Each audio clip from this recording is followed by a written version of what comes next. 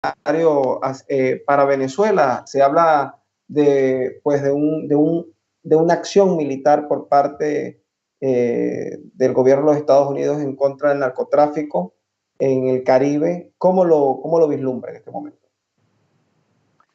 Bien, en, en marzo de este año, el fiscal general de los Estados Unidos hizo importantes señalamientos sobre Nicolás Maduro y su entorno y el entorno del régimen. En esos señalamientos queda perfectamente claro que hay hay unos procesos penales que se adelantaron, y a través de esas investigaciones y estos procesos penales se pudo determinar la participación activa del régimen en temas de narcotráfico y terrorismo. De hecho, son catalogados como patrocinadores de estas dos actividades criminales, ¿no? En consecuencia, pues se ha actuado, y es por ello que el gobierno de los Estados Unidos ha desplegado una flota importante de lo que corresponde al Comando Sur, que es la unidad militar que tienen ellos al sur de los Estados Unidos y que le corresponde cubrir toda el área de las Antillas y al sur de los Estados Unidos, precisamente para que, actuando en combinación con agencias especiales como por ejemplo la DEA y otras organizaciones homólogas de diferentes países, se pueda ser más efectivo en la identificación de las movilizaciones que se están haciendo desde Venezuela y hacia Centroamérica, de droga y oro. Esa es la realidad. Esto, a su vez, está totalmente siendo apoyado por gobiernos, por ejemplo, como el gobierno de Colombia. El presidente Duque ha sido bastante claro y ha señalado la importancia que tiene estas operaciones, y tanto Colombia como otros 20 países se han sumado a esta estrategia.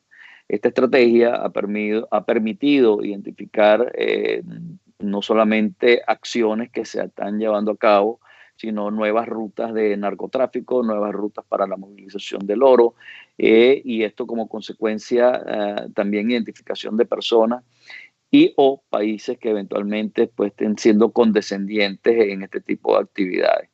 En estos momentos, pues esa es la realidad de lo que tenemos, y mientras sea una disposición del gobierno americano, bienvenido sea, porque todas estas cosas pues van incrementando, van acentuando más pues lo que se sabe, que el gobierno de Nicolás Maduro no es un gobierno como tal, sino una estructura criminal que se apoderó de un país y que haciendo uso de la Fuerza Armada y su entorno militar, pues están haciendo distribución de droga no solamente a Centroamérica, sino al resto del mundo.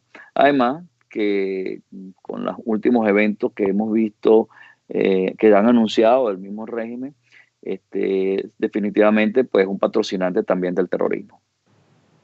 En este caso, comisario, estaríamos hablando de que realmente hay, valga la redundancia del término, una amenaza real en contra de la dictadura en este momento. Es decir, el régimen de Nicolás Maduro sí está realmente acorralado, o es un discurso de los medios, un discurso por parte de quienes quieren de alguna manera pues que salga definitivamente. ¿Hay una amenaza real? ¿Realmente Nicolás Maduro, Diosdado, Tarek se sienten amenazados en este momento? Mira, desde el momento, o sea, cualquier persona, ¿no?, que sea señalado por un país como los Estados Unidos, que eres parte, patrocinante del narcotráfico y del terrorismo, tienes que sentirte amenazado. O sea, yo dudo que exista una persona en el planeta que haga un señalamiento de esa magnitud y pueda dormir en tranquilo. O sea, eso no existe, pues. Ahora, ¿cómo van a ser las cosas? ¿Cómo se van a desenvolver para que podamos llegar a la conclusión o como tú decías al principio, ahora el retomar la democracia en Venezuela? Son decisiones extremadamente complejas, difíciles, son decisiones políticas que involucran a varios países. Ahora, sin duda alguna, pues no solamente Nicolás Maduro y su entorno.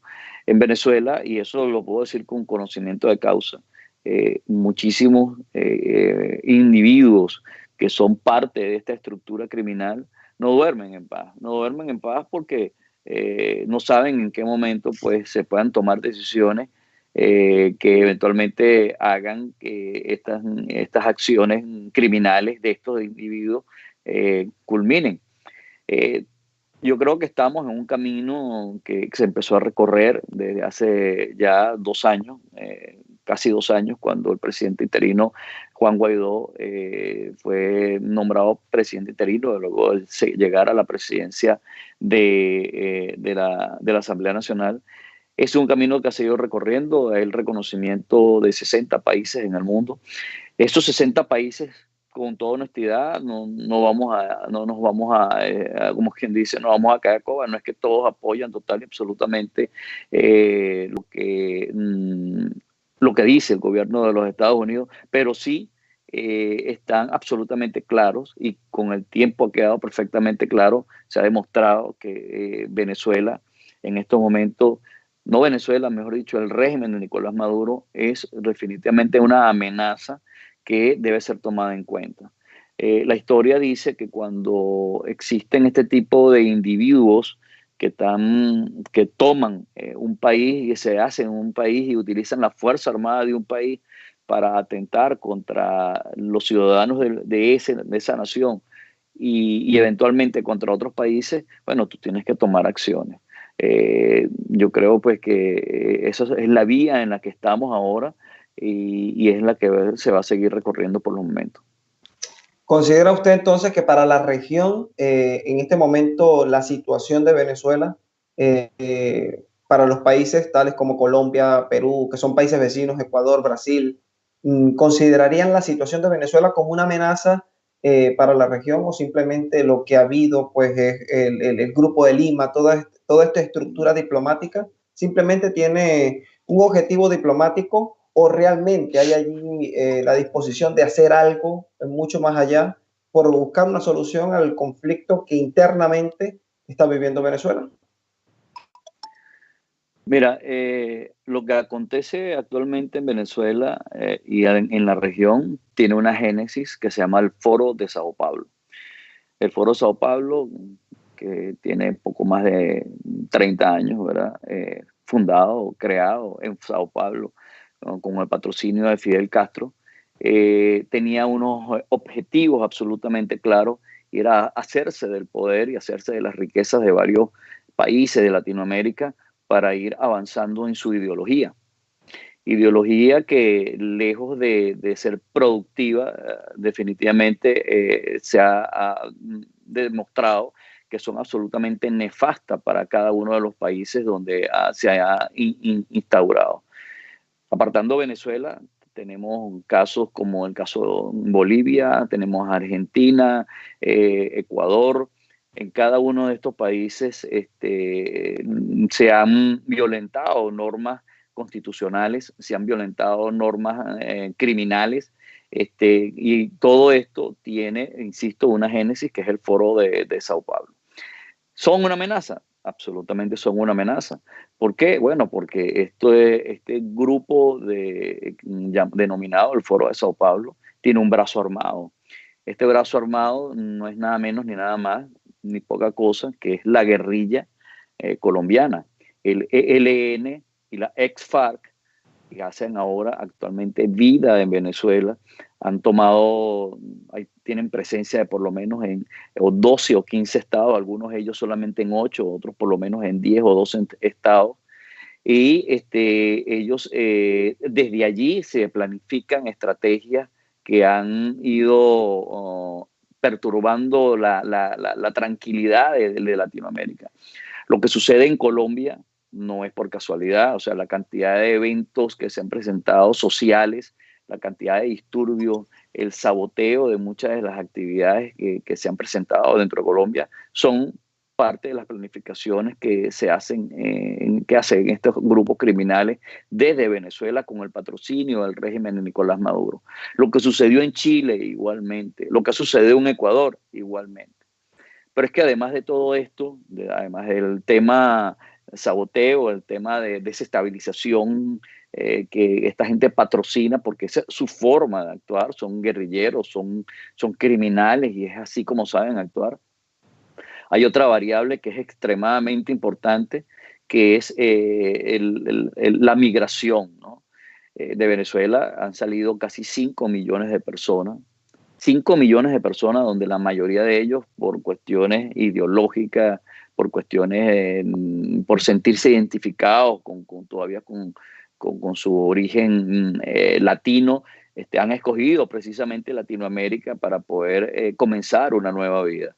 ¿Y dónde están? Bueno, precisamente en Colombia, en Ecuador, en Chile, en Perú, en Brasil. Pero ¿qué país? ¿Qué país tiene una economía suficientemente fuerte para soportar una migración de 3 o 4 millones de seres humanos? O sea, eso es imposible. Tú agarras por cualquier frontera de cualquier país, tú le inyectas 500.000 personas y desestabilizas totalmente esa frontera. ¿Okay? Entonces, no solamente desde el punto de vista político o geopolítico, el tema de la guerrilla y la desestabilización, está el tema de la migración.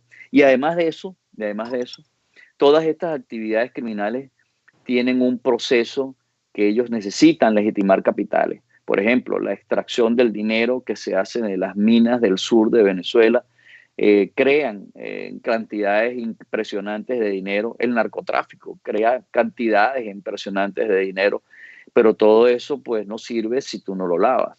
Bueno, es precisamente las entidades bancarias que existen o los organismos que se utilizan para esto son Latinoamérica y Centroamérica. Muchos de ellos porque lamentablemente pues, son países que no tienen la capacidad para poder detectar el origen de estos dineros y no necesariamente tiene que existir complicidad del Estado o de la organización. Entonces, pero definitivamente estás corrompiendo y estás infectando a toda la región de una gran cantidad de dinero ilícito y que no es más que es dinero que se lava allí. Lo he dicho en algunas oportunidades, Venezuela se convirtió ahorita en la lavadora de dinero más grande del planeta. Sí, a los efectos del narcotráfico se dice que exporta hasta el 25% de la droga que consume el mundo. Ahora, comisario, retornando hacia el área de inteligencia, precisamente de las labores de inteligencia que están llevando desde los Estados Unidos, la presencia de Irán ahora en Venezuela, comenzamos a ver la presencia de la llegada de barcos y por supuesto esto genera la idea de que pudiera haber otra intención detrás de esto y que sea precisamente la presencia militar. ¿Cree usted que este escenario se esté generando en Venezuela? La presencia militar por parte de Irán como un objetivo estratégico para inclusive atentar hacia los Estados Unidos. No sé, ¿cómo lo están trabajando en este concepto? Las alianzas con Irán no son nuevas, eso tiene una data del año 2006. Irán definitivamente es una amenaza importante que hay que tener en el radar. Irán tiene su brazo armado que es Hezbollah y que hace vida en Venezuela también desde hace muchos años. Además de esto, hay una variable que no se puede dejar fuera de la ecuación y es que uno de los hombres importantes en Latinoamérica de Hezbollah es Tarek El Aissami. Tarek El Aissami es una de las personas que facilita y hace todas las acciones necesarias para poder lavar dinero, conseguir dinero y lavar dinero para Hezbollah, para sus operaciones en Hezbollah. Quizás las operaciones de Hezbollah son en este momento mucho más dedicadas al área de producción de dinero y producción de droga, lavado de dinero específicamente, más que actividades de terrorismo. toda vez pues que ellos han conseguido un paraíso donde se pueden ocultar y trabajar sin que sean perseguidos y trabajar sin ningún tipo de inconveniente. Entonces, yo diría, ¿verdad?, que en este momento pues sería iluso, sería poco inteligente no pensar que las decisiones que está tomando Hezbollah, perdón, que está tomando Irán de la alianza con Venezuela y todo lo que ha sucedido en los últimos días, el vuelo de 17 vuelos que han llegado a Puerto Cabello, en la instalación de un sistema de operaciones en el Cabo San Román para poder monitorear todas las comunicaciones al norte de Venezuela, las operaciones que existen al sur del país, todas estas cosas, pues la misma alianza que se ha creado y que el gobierno de Irán ha hecho público, que es el nombramiento de Tarek El Aissami como el líder máximo en el tema petrolero y con quien definitivamente Irán se está entendiendo. Eso deja claro pues el nivel de amenaza que representa esta nueva alianza criminal, ¿no? El régimen de Nicolás Maduro solo sabe que no puede ser absolutamente nada. Por eso es que su estrategia es clara: huir hacia adelante y aliarse con los criminales más importantes del planeta para que eventualmente eso les pueda garantizar a ellos cierta seguridad dentro de Venezuela, que es el único sitio donde en estos momentos y desde ahora en adelante van a poder estar.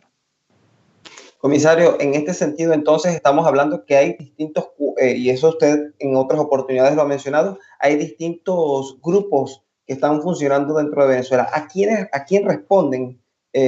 O se dividen en estructuras, por ejemplo, algunos responden a Diosdado, otros responden a Tarek, otros responden a Maduro, o realmente Maduro está guindando, por decirlo de alguna manera, en criollo, dependiendo de Tarek, porque se blinda, ¿no? A su estructura, pues tratan como que de cubrirse los unos con los otros. Realmente estas investigaciones que usted ha llevado a cabo, ¿qué han arrojado? ¿Cómo está funcionando la estructura? Para que ellos también puedan darse cuenta que están monitoreados y que de una forma u otra ustedes pues los han identificado plenamente. En Venezuela funcionan varias organizaciones criminales como los colectivos, ¿okay? Que existen por lo menos 14 grupos de estos en todo el país, están identificados. Luego existen las megabandas criminales, estas megabandas criminales, por lo menos 8 de ellas están absolutamente identificadas. Luego está la guerrilla colombiana, y no con esto pretendo hacerla ver como que es una guerrilla que tiene alguna dependencia del gobierno de Colombia o con Colombia, sino que bueno, ese es el nacimiento de ellas fue en Colombia en la época que las guerrillas nacieron allá. Luego tenemos los grupos terroristas y además de eso tenemos los carteles de narcotráfico. O sea, hay 5 áreas importantes que hay que cubrir, ¿no? En relación a las bandas criminales, las megabandas criminales, la mayoría de ellas actúan por motus propios, tienen sus propios intereses. Puede ser que algunas tienen vínculos directos con personeros del régimen, son patrocinadas o auspiciadas. Por ejemplo, en Bolívar hay bandas criminales donde en algún momento pues, fueron ayudadas por el que ejercía la gobernación allí. Igual sucede en el centro del país, en el estado de Aragua. Tarek El Aissami nuevamente patrocinó varias de estas actividades. El tren de Aragua pues, tiene su génesis allí precisamente en el estado de Aragua. Por otro lado, luego tenemos los carteles de la droga. Los carteles de la droga, pues hay algunos que están vinculados al régimen. Eso no es nada secreto. Es tan poco secreto, pues que, como dije al inicio de la entrevista, pues el gobierno de los Estados Unidos tiene expedientes aperturados y tiene casos totalmente donde se demuestra totalmente la participación de personeros del gobierno o del régimen de Nicolás Maduro en las actividades de narcotráfico. Ahora quedan entonces la guerrilla y el terrorismo. El terrorismo, los grupos terroristas que están en Venezuela, insisto, están más por una operación económica que por una operación militar.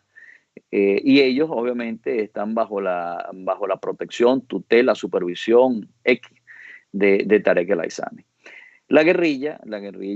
Bueno, hay una alianza porque el régimen de Nicolás Maduro cuenta es con la guerrilla a la hora de hacer cualquier tipo de acción militar.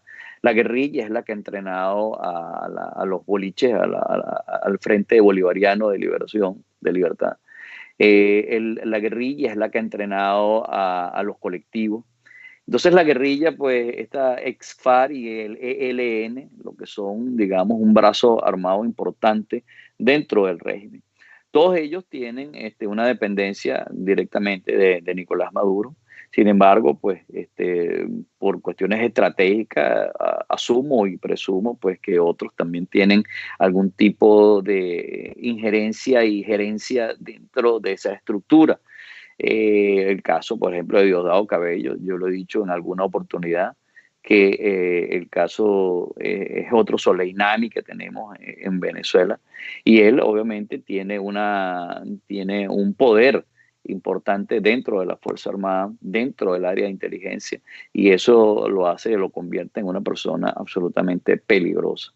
Así que bueno, más o menos así que funciona eso en estos momentos dentro de Venezuela con el régimen de Nicolás Maduro y todas estas organizaciones criminales.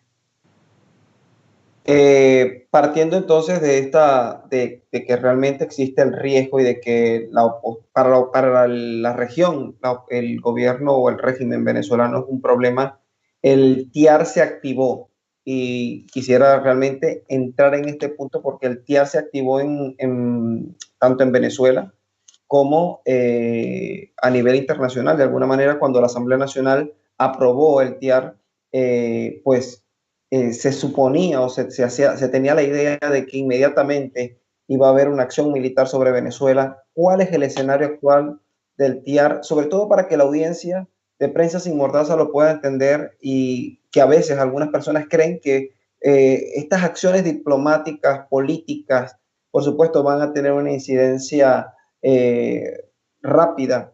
En este momento, ¿cuál es el escenario del TIAR a nivel latinoamericano para Venezuela? El Tratado Interamericano de Asistencia Recíproca contempla pues que en un momento dado los que se hacen parte de este tratado, si son objeto de violencia, si son objeto de algún tipo de toma ilegal, si son objeto, o sea, si están bajo amenaza de organismos criminales o de X, deben todos unirse y trabajar en equipo para neutralizar ese tipo de amenazas. Ahora bien, lamentablemente, pues, y como se ha dicho en muchísimas oportunidades, eso es lo que está en blanco y negro en los documentos. Lamentablemente, pues, cuando tú vas a la reunión y planteas que eso existe en un documento, todos están de acuerdo, pero cada uno de estos países tiene sus realidades, cada uno de esos países tiene sus legislaciones, cada uno de estos países tiene sus intereses, ¿okay? Sus intereses de estar bien con el régimen. Hay otros que, por ejemplo, no voy a entrar en detalles porque eso no me corresponde y tampoco quiero crear un conflicto político en este momento, pero hay países que se benefician del narcotráfico que surge de Venezuela. Hay países que se benefician con la ¿Podría mencionar legitimación. algunos? No quiero No, sonar incómodo, pero no de puedo. momento no es conveniente. ¿Vale? No puedo, no podría hacerlo, no soy yo quien debería hacerlo. Y hay países que se benefician con esos procesos de legitimación de capitales. Entonces, bueno, nosotros allí estamos avanzando. Hay una comisión técnica en la cual el líder de esta comisión es el diputado Carlos Paparoni, quien ha hecho un impecable trabajo en la identificación de dinero y el origen de dineros sucios que se han utilizado precisamente para las operaciones, para la subsistencia del régimen, y que sus orígenes son totalmente ilegales. Eso es lo malo. Lo bueno es que la buena noticia es que se sigue trabajando en esto. Recientemente, la semana pasada, se presentaron 2 nuevas reuniones. Hay unas comisiones técnicas que tienen actividad directa con las unidades de inteligencia financiera. Estas unidades de inteligencia financiera, en el porcentaje más alto de las unidades de cada país, están totalmente dadas a la idea de identificar los orígenes de esos dineros, los orígenes de las personas y o empresas que participan en estas actividades criminales, y tomar las acciones legales que sean necesarias. Eso es lo que corresponde, lo que en este momento se está planteando y se está diciendo. Luego de esto vendrán otro tipo de acciones que por la actividad en la cual yo me dedico no estoy autorizado a comentar, pero sí puedo decir que, pues, bueno, son decisiones ya de alto nivel político, y que requerirán, pues, que al nivel político se tome las decisiones que haya que tomar. Comisario, a nivel ya de acciones por parte puntualmente de los Estados Unidos, si el escenario avanzara y llegasen las elecciones en los Estados Unidos, es un escenario que está presente porque este año es un año de elecciones para los Estados Unidos, las acciones por parte del gobierno y todo lo que se está haciendo, tanto en el Caribe como a nivel diplomático, continuarían su curso, aunque cambiara la administración de republicana a demócrata. Usted que está allí de alguna manera, pues, mucho más cerca, ¿qué nos puede comentar sobre esto? Bueno, yo diría que republicanos o demócratas no pueden tapar el sol con un dedo. Es decir, la actividad criminal existe. Los organismos de inteligencia, los organismos dedicados a la investigación de este tipo de actividades criminales lo saben, y ellos informan precisamente a la alta cúpula política, y la alta cúpula política tendrá que tomar decisiones. ¿Cómo serán esas decisiones? Bueno, cada quien tiene su forma, y vamos a ser un poco coloquiales acá, su forma de matar los piojos. Así que difícil saber cómo serán las decisiones que tomen, pero lo que sí no va a pasar es que la actividad criminal va a desaparecer porque cambie, o porque eventualmente cambiase del régimen, cambiase pasáramos de republicanos a demócratas, cambiará. Si eso llegara a suceder, bueno, o sea, los demócratas con los que yo he hablado y con los que yo me he reunido están perfectamente claros que esa actividad, o sea, saben inclusive el nivel de amenaza que representa Venezuela. Así que dependerá de ellos cómo quieren manejar la situación. Otra cosa que le quería consultar, a nivel de los presos políticos, usted fue, bueno, es de hecho uno de los presos políticos más emblemáticos.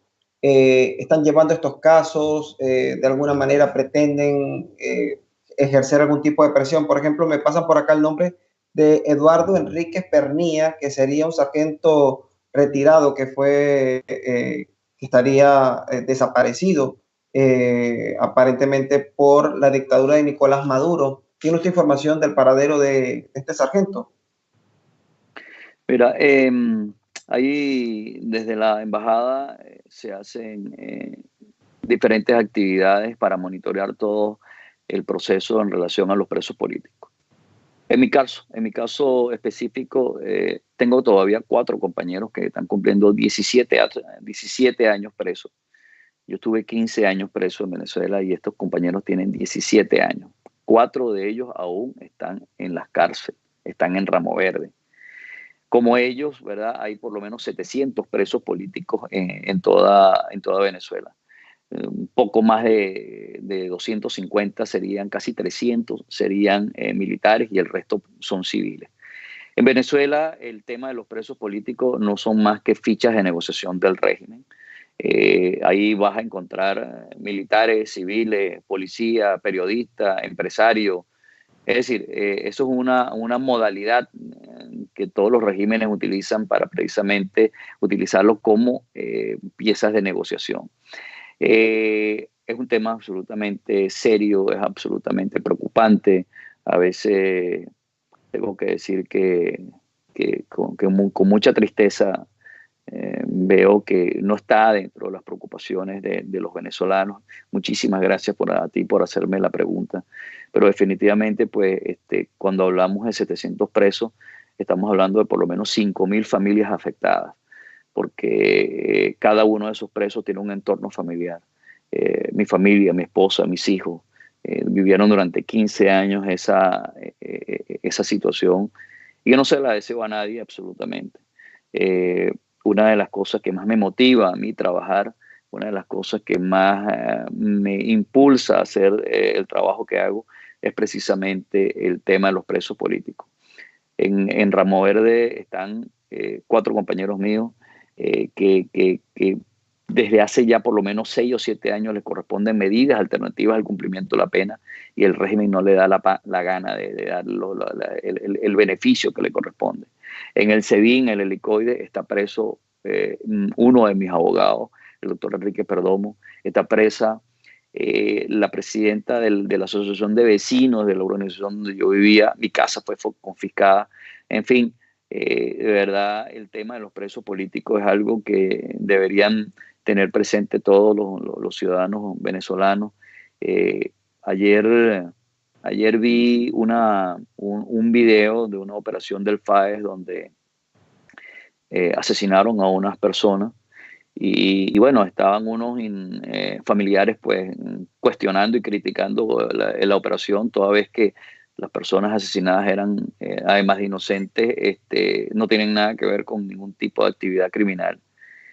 Yo pensaba, bueno, en los Estados Unidos el exceso de un policía creó una situación crítica en todo el país con manifestaciones que, bueno, llevaron a la detención y a tomar decisiones cada vez más importantes en el tema de la aplicación del uso de la fuerza por parte de la policía.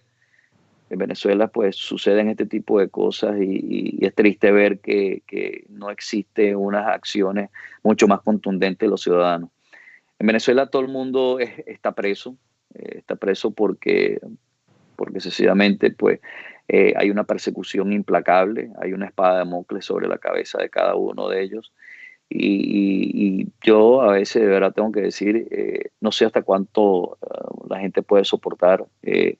A la final no hay luz, no hay agua, no hay gasolina, no hay dinero, así que yo creo que es un momento donde la gente de verdad debería hacer, hacer de tripas corazón y jugársela. Eh, yo tuve Comisario, 15 años preso, disculpa para culminar, yo tuve 15 años preso y llegó un momento donde dije que habían 2 opciones u obtenía la libertad o moría en el intento. Y me arriesgué, dejé todo. Yo dejé mi casa, yo salí de mi casa con la ropa que llevaba puesta, más nada, porque yo decía, si sobrevivo, bueno, podré hacer vida y comprarme una nueva ropa. Y si no sobrevivo, no necesito más nada, porque a donde voy no voy a necesitar más nada, sino la ropa que llevo puesta. Entonces, en este momento, pues yo diría que los venezolanos deberían reflexionar un poco en esto y de verdad jugársela completa. así es, y precisamente como se nos está acabando el tiempo, yo tengo 2 preguntas puntuales que hacerle.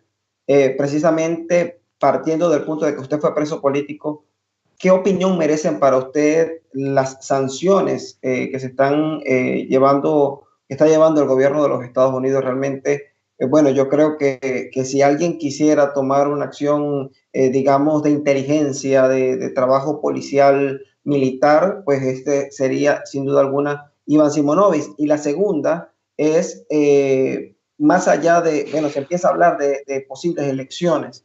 ¿Qué escenario de respuesta vienen en los próximos meses para definitivamente lograr el cese de la usurpación? ¿O Iván Simonovic continuará trabajando por la lucha de la democracia posterior a este escenario? Eh, Mira, en relación a las sanciones son acciones puntuales específicas, porque las sanciones son sobre las personas, ¿ok? A excepción de la industria petrolera, que obviamente pues era la caja chica del régimen y que destruyeron, porque de 3,5 millones de barriles diarios, hoy en día no llegamos a 500,000 barriles.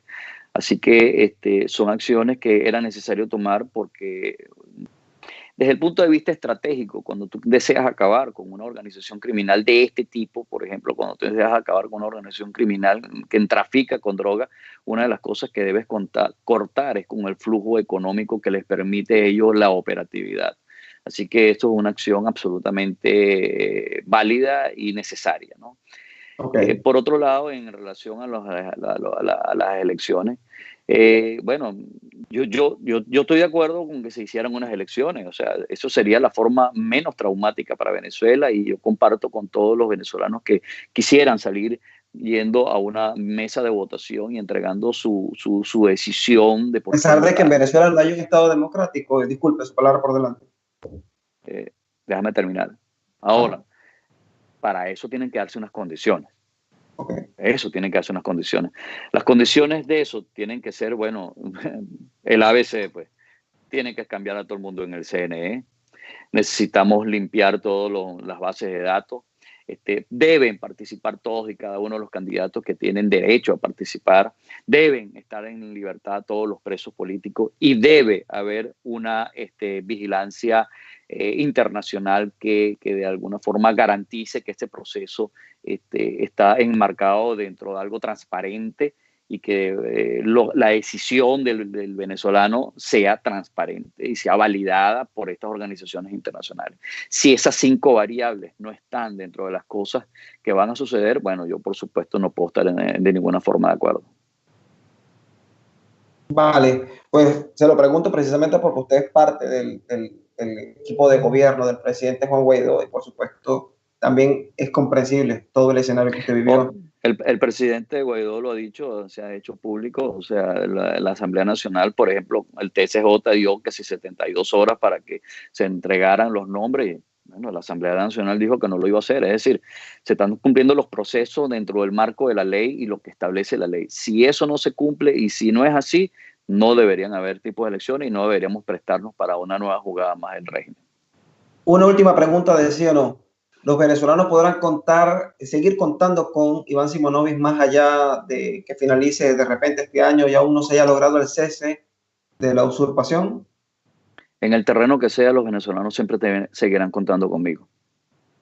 Muchísimas gracias, comisario y comisionado de Inteligencia y Seguridad del gobierno interino del presidente Juan Guaidó, quien estuvo con nosotros aquí en Prensa Sin Mordaza. Gracias por el tiempo que nos ha prestado. Hemos estado conversando en torno a los distintos escenarios, tanto militar, de inteligencia y, por supuesto, las distintas labores que está ejerciendo desde su cargo con la intención de dar por finalizado el cese a la usurpación en el territorio venezolano. Pues muchísimas gracias a todos los que se conectaron el día de hoy a través de nuestras plataformas y pues les ofrecemos disculpas por el bache que tuvimos al principio y les esperamos el próximo viernes aquí en Prensa Sin Mordaza. Muy buenas tardes y buenas noches.